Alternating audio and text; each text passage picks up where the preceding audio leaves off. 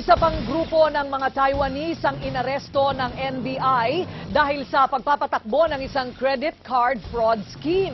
Binalaan ng NBI ang publiko dahil nagiging organisado na umano ang operasyon ng sindikato sa bansa. Exclusive nagpapatrol si Nico Bawa. Ito na ang pangatlong grupo ng mga Taiwanese na inaresto ng NBI mula Abril. Tulad ng mga naunang kaso, tila isang call center ang pinapatakbo nila para makapambiktima ng mga kapwa Taiwanese o Chinese. Ang modus nila, kopyahin ang credit card information ng mga biktima at gamitin sa ibang transaksyon. Minsan nagpapanggap sila sa police officer na iniimbestigahan nila yung binibiktima nila.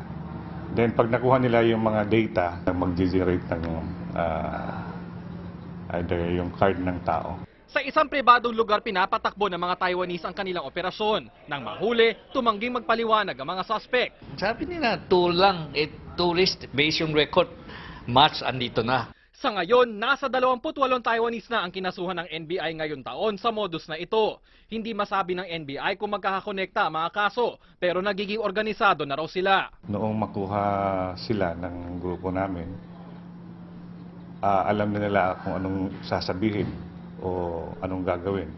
Tulad pag tinanong mo ang mga pangalan nila, ang mga passport nila, wala silang maibigay. Nilinaw naman ng NBI na walang kinalaman ng problema sa Taiwan sa pagtutok nila sa kaso. Nagkataon lang na ang mga nahuli namin ngayon ay karamihan ay Taiwanese. Ililipat sa kustodiya ng Bureau of Immigration ang mga nahuling Taiwanese habang patuloy ang paglilitis sa mga kasong sinampa laban sa kanila. Nico Bawa, Patrol ng Pilipino.